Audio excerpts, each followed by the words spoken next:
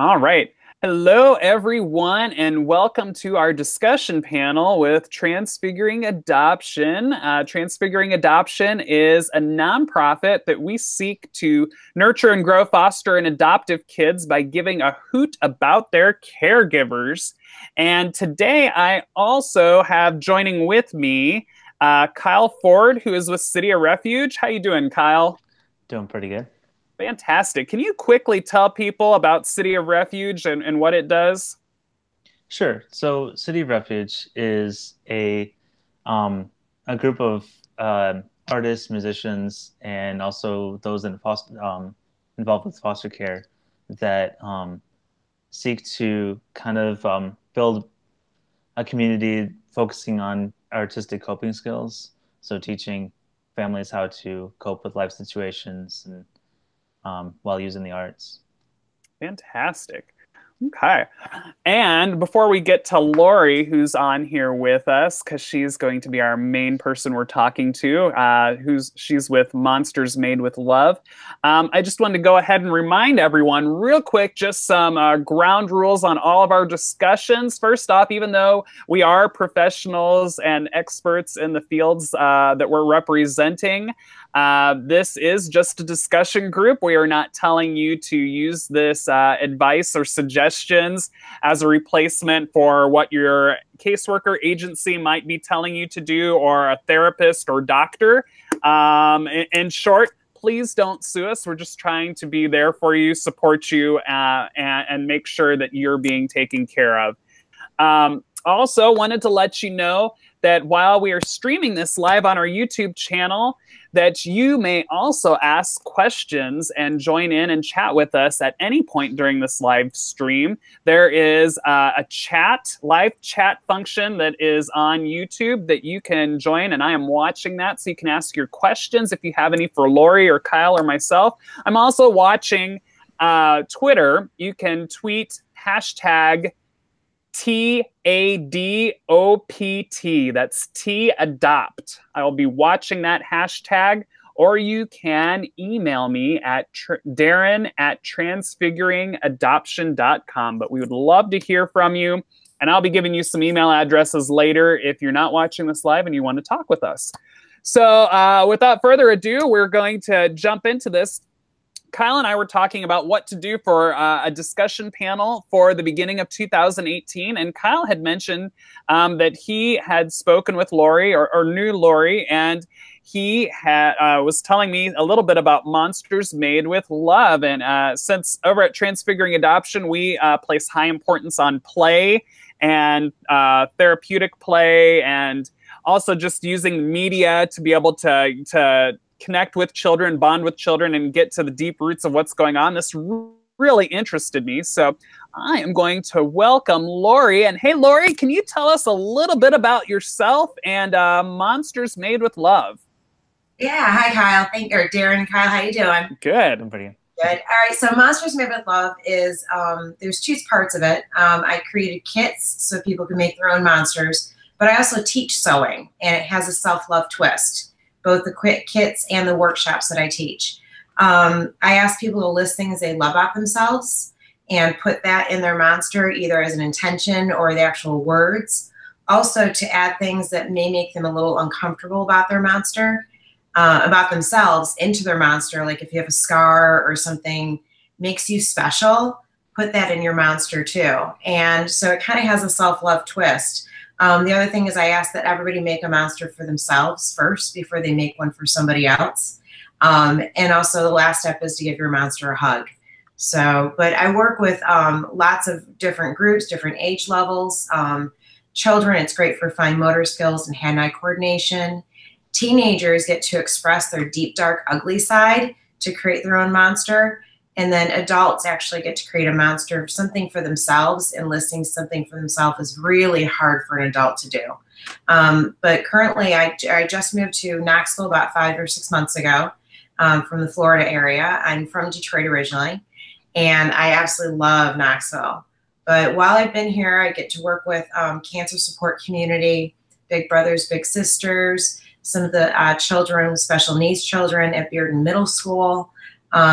And then also just with Knox Makers, having classes there. So kind of everywhere. It's been really, it's a great situation here in Knoxville. Hey, Laurie, could you tell us a little bit about how did you said that you taught sewing. How did you come about this as a therapeutic way to help people? Well, I didn't create it as a business. It actually created itself because there's a need. I originally bought a kit for my children and I to make a monster. And this is my first monster I ever made. And in the kit, it just had a few things in it. Some eyes, some fleece, but no needles or thread or fluff or anything like that. So I still had to go to the store and buy that. It was a very technological book. But what's really neat about making this monster, for me, I grew up in a household where my mom is perfectionist. She still is. She's an amazing woman. She's a perfectionist, and I'm a hot mess. So I could never, she had a hard time teaching me to sew, and I had a hard time learning anything, how to do a craft that was perfect enough. So I would give up on everything, and I wasn't good enough.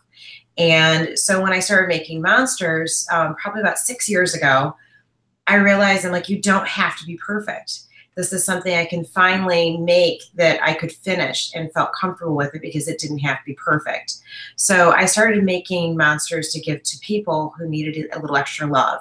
So one of my first gifts was to a girlfriend who was turning 30 and going through the divorce. So I made a monster that was orange because she wore this really cool orange dress. And the monster had a crooked smile, like she had a crooked smile. And her monster had a booty because she always wanted a booty. And when I gave it to her, she's like, well, how'd you make this? And I'm like, well, with love. Because I thought of all the great things that I loved about this girl when I made her monster. And she travels with it all over the country, and it's still her favorite gift. But then I'm an automotive product specialist. I've done that for 16 years. So I travel with the auto shows. And so these are auto show people that I'd work with, which you imagine tall, beautiful, gorgeous models and things like that having like no insecurities. They're so insecure.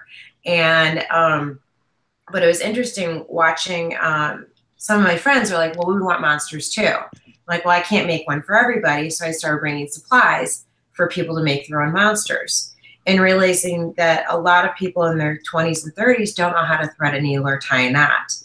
And then also realizing that these beautiful people have major insecurities. They're like, what if it's not perfect? I'm like, it doesn't need to be perfect. You'll still love it. I'm like, well, okay. So then teaching them how to sew. And then it just kind of developed. I started working with children. I worked at a micro society school. I taught 22 students 3 days a week. And we would make monsters to sell within the school system. And this is 3rd, 4th, and 5th graders. So it was really neat to watch them develop and create monsters. But yeah, we made monsters to sell within the school system. We made 75 cat and dog toys to take to the Humane Society. And then we also made monsters to give to foster children. And the child would have to handwrite letter that went along with it saying, this monster is made for you specifically to give you hope and love. And it was in the child's own words. And each monster was individual, but it was a great way for us to share what we would make for somebody who needed a little extra love. So it kind of all developed on its own. When I started making monsters with my friends, it started getting expensive for me to supply the goods. So I decided to make a kit that I could sell the monster kits to people. And then it's just kind of developed into a whole program. Now I do workshops everywhere. And working with people and trying to figure out where their needs are, it's developed the program to where it needs to be. And a lot of people either have perfectionism issues, or just don't feel good enough about themselves to even write what they love about themselves. So to get that part of them out of them is such a beautiful process. And then to see them create something that they can hold and love and touch. This is my monster. So this is Greta, and she just got back from Florida. And thank goodness I left her there over Thanksgiving. She just got back today. So she's a bear because my nickname is Mama Bear. And I try to use my own intuition. So she has 3 eyes She has a booty because I have a booty. But she's been everywhere with me. And when I get stressed out or just need a little extra something, I play with her ears or just hug her, and she's mine. And it just kind of gives a little bit of self-love and confidence that she's mine. So that's fantastic. Well, Kyle, let me go over to you. Kyle, how are you connected to foster care and adoption? How are you connected to that profession? And how do you see these monsters, how do you see this as helping? Because we're going to have professionals in the foster care industry or foster parents and adoptive parents watching this. How do you see that this connects with them, even though Laurie's already said a little bit about that? Yeah, so my wife and I have been foster parents for about 5 years now. So we know that end of it. I've also worked in facilities, working with delinquent teenagers, especially those dealing with drug addictions and all that. And so what really connected with me, I mean, first of all, with foster teens especially, all they hear all the time is you're not good enough. So and so didn't want you. There's so many different things that kind of attack them all the time. And so after a while, you start to believe what people are telling you. So on that level, being able to list what's good about you and what the good qualities, and being okay with the negative or the what's different is huge. Also, growing up when I was in high school, like it would have been incredibly difficult for me to even list anything that was good about myself. And so to kind of push me to do that would be, I wish I had that when I was in high school even. So yeah, I mean, just that aspect of it really connected with me. Laurie, let me go back to you and as you've worked and you've seen different people make these or make them for other people, what does this do specifically for kids? You already were talking about like kind of the perfectionism, like it fights against having to be perfect. What does this do for you were talking about teens. What does that do for a teen when they can make one of these monsters? How does it help them heal, I guess? Well, to be able to express themselves, especially a teenager in their deep, dark, ugly side, because they do have it. I mean, teenagers they're so conflicted and just trying to figure out who they are, to be able to express themselves in something they're actually creating. And monsters, because they don't have to be perfect, you can kind of make something that looks a little funky and odd. And also you're learning a skill. Teenagers really don't know how to sew these days either. Sewing is no longer a badge for scouts. They don't teach home ec anymore. So it's interesting. I love being able to teach any age level to be able to sew.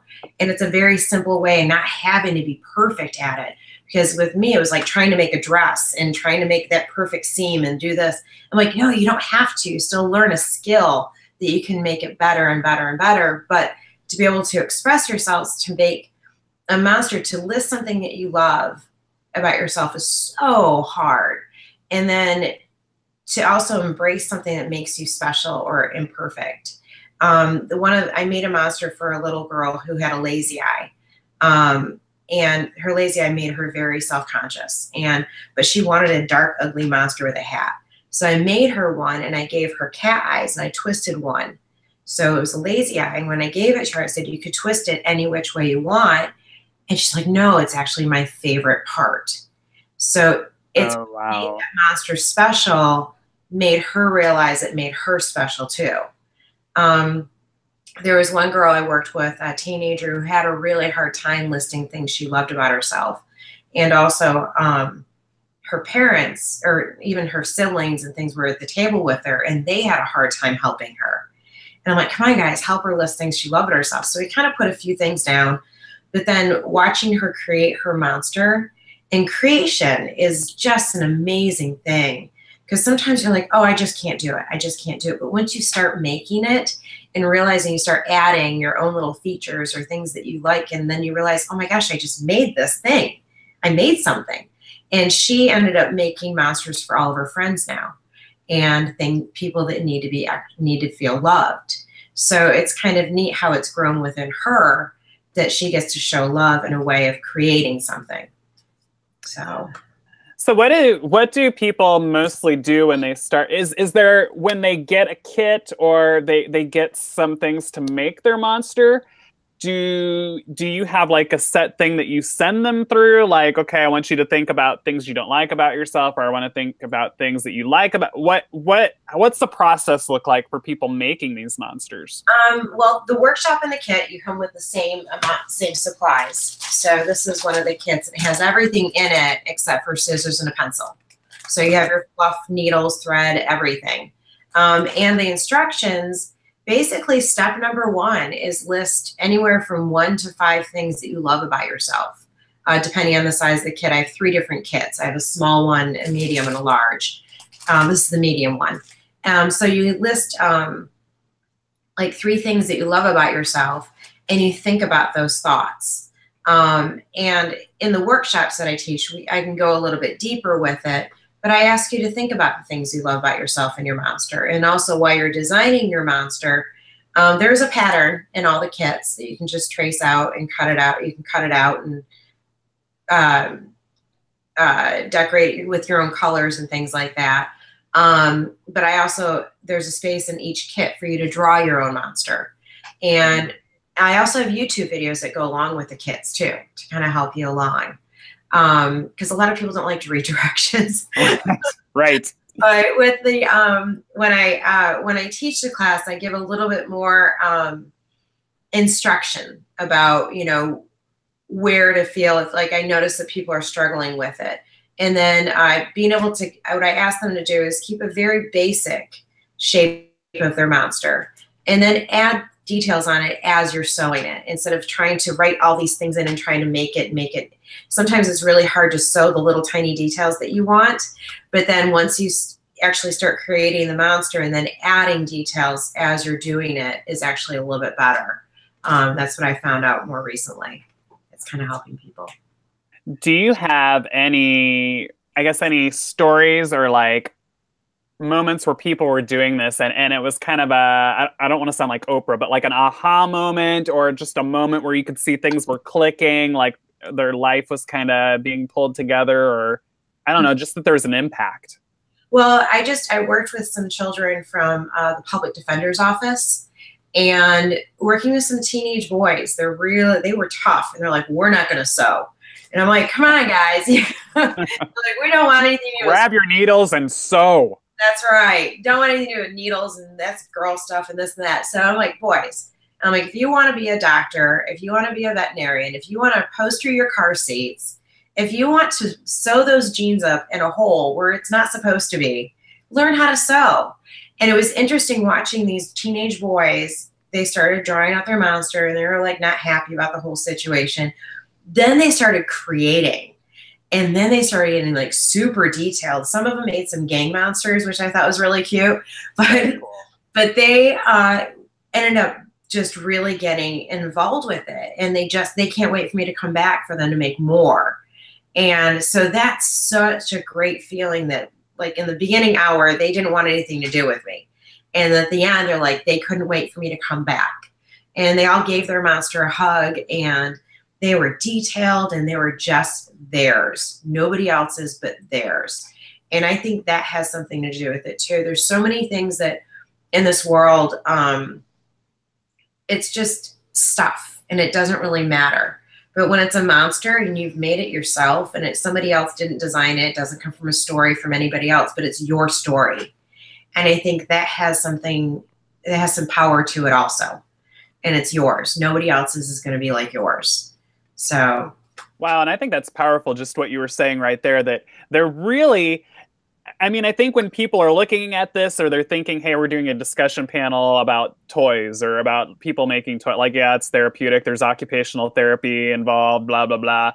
But it's really more than a stuffed animal. It's it's a story. It's becoming who this child is, and they can take that and hold on to it and know that it's theirs.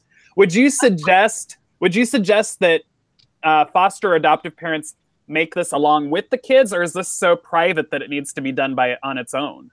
I think every person in the family should make their own monster. I think they really should. It actually brings communication, understanding why mom made her monster a certain way and dad made his, and each one of the siblings made theirs that way. Realizing that everybody has their own insecurities, and it doesn't matter whether you're a foster child or not, realizing that everybody has insecurities and bringing it out in the open and be able to discuss what those are. I think that's what's important. It's interesting during even my adult classes and watching how people make their monsters. And actually one of the things, a lot of women make monsters with multiple arms or really big arms because they feel that they are trying to do too many things. And then, you know, watching them almost process that. And it's like, you know, how can they change that in their lives a little bit to make their lives a little bit easier? But I think everybody in the family should be able to do it. I do have some foster therapists that are using this in St. Pete, Florida. And they're using this whole process with some of their kids to kind of get them to be able to talk about what makes them uncomfortable. Fantastic. Yeah. And I guess one thing that I'm really just, dying to know is what does it look like? Like, what are options people have? You were talking about a large kit, a small kit. Like, if someone's watching this, they're like, huh, that sounds neat. I'd like to give that a whirl. So my kits are available on Etsy. So this kit right here is $10, and it comes with everything to make a monster about this big. Okay. And then this kit is $20, and it makes a monster about this big. Nice. Or, you know, this is a cool little bright colored one. This is actually the pattern that's inside of it. And now this one is my original kit. And this one makes 2 monsters this big. And this kit, it's called a Spare to Share, and this one's $32. And what it is you make a monster for yourself, and then you sign a contract saying you made one for yourself. And then it also gives a letter, and when you make one for somebody else, why they deserve this monster. Wow. So you can either make one for yourself and make one for somebody else, or use the kit with a friend or a family member to make a monster, 2 monsters together. So they kind of match. So really cool. And how do you get to your Etsy store? So it's just Monsters Made with Love is the Etsy store. You can also go to my website at monstersmadewithlove.com, and you can click right on the link for shop, and the Etsy store is right there. I'm actually going to be redesigning some of the kits, but I'm looking forward to what that's going to look like. So do they get a choice of what's in the kit, or like, I know that like there was the multicolored one. I know some of my kids would be like, I want that pattern. Yeah. Or is this some of the magic of it that you use with what you get? You can actually, there are different color schemes that you can go with right online. Or if you have something that you absolutely love, like you like all pinks, and I don't have a kit that's all pinks or all purples or something like that, you can custom build a kit. Or if you're doing like a bridal shower or like something going on or something big going on, I can design kits to match anything. So if you have a child that has a certain love of certain colors, we can do custom kits also. So fantastic. I like that green one that you showed us, and I like that orange guy that's back there. Like, he looks really cool. Yeah, he looks awesome. I made him when I was working in Hawaii, so he's a volcano monster. That's amazing. A lot of my monsters. He does have a booty. Booty. Everybody's got a booty. Everyone's got a booty. Which reminds me of a documentary they have coming out called Everybody Poops. So are there any plans to make like extra large, like the huggable monster? Not right now. I've made some custom monsters. I really don't make monsters to sell yet. I do have some that I sell at trade shows and things like that. which is really hard for me to make because I'm like, I call them soulless monsters because I didn't make them with a person with intention for like a person. Right. So I've started making some monsters and mixing some kittens and puppies and saying they're lost and they need to find a home. And some people like that. Eventually we will make some larger monsters. I like this size. It's easier to package the materials and things like that, especially because the fluff comes in it. Nice. Okay. Yeah, that's a big bulk. That's a big thing. So the fluff is in there. So I don't know how I would do it with the big thing. So we'd have to maybe package it differently. But I have made some larger monsters. My son has the largest monster I ever made. So he likes to have that title. Nice. No, that's a great title. I think that is fantastic. I want to steal that title from him. It's a contest. So Kyle, is City of Refuge, are there any hopes or dreams of them maybe having like a workshop? What can I do to put City of Refuge in a workshop right now? Yeah. So if you're in the Knoxville area, we are taking over Barnes and Noble on February 17th, which is a Saturday. And Monsters Made with Love will be there, as well as I believe we will also. Yes. I mean, we are planning on it. The discussion panel is planning on being there. Yes. Yeah. But we're also doing. I have a bunch of artists that are coming to kind of. The main focus is on coping skills. So kind of having your family to come and taste and see different coping skills and figure out which ones work for you, which ones don't. Because obviously, like, not everybody has the same coping skills. Fantastic. And when is that workshop going to be? It's going to be at Barnes & Noble in Knoxville. Yeah. Because we're lots of people are watching us right now. Is it? It's going to be February 17th in Knoxville, Barnes & Noble. Do you know what the times are for that? Is it just when Barnes & Noble's open? Right. We'll have a schedule that'll come out probably about a week before. Okay. We're getting everything figured out. And Monsters Made with Love will be there. Laurie, is there anything going on in your world that people need to know about? I am currently having classes at Imes Nature Center and Rose Art Center in Morristown and at Knox Makers. I do have a class. It's a private class, though, for a cancer support community coming up, which is really exciting. And girls, big brothers, big sisters, too. But definitely check out the classes, the workshops at Imes and Rose Art Center. And then we can, you guys, and Knox Makers, you guys can take some workshops. Very cool. Very cool. Make your own monster. And again, that's going to be City of Refuge is going to be at Barnes & Noble in Knoxville, Tennessee. And you can also help them out and discover how you can help them by visiting the Facebook page. Is that the best way? Yeah, Facebook page or our website, cityofrefugeknox.org. cityofrefugeknox.org, and definitely go check that out. Laurie's going to be there with Monsters Made with Love, and if you can't get to Knoxville because you don't live in the state or nearby, you can always go over to her website, which is monstersmadewithlove.com. Is that correct? That's it. Definitely go check out her website. I don't know why you wouldn't be doing this with your foster or adoptive child after you've heard about it. If you're a professional, it sounds like these would be amazing. They're already being utilized in counselors' offices. If you're a caseworker, it sounds like this would be phenomenal when the child first comes into the office to sit down and do with them if you have a spare chance, just to kind of get an idea of where the child's at and where their insecurities are at before putting them with their first placement. So this is definitely a very cool project, a very cool business.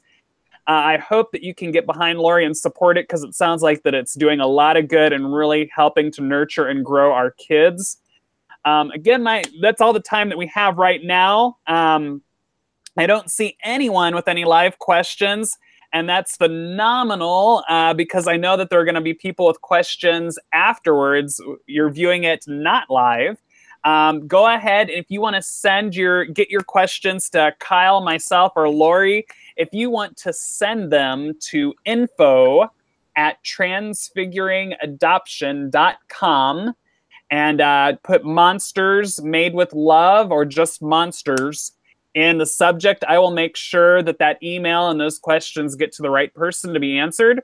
You can also go onto our Facebook page and contact Transfiguring Adoption on Facebook, and we'll make sure the questions get to the right person that you want to ask them to. Again, we're going to be doing another live panel discussion February 17th from the workshop that City of Refuge is doing at Barnes & Noble. We're going to be taking a look at different coping skills for different trauma behaviors and different things that you're going through in your life as a foster adoptive family.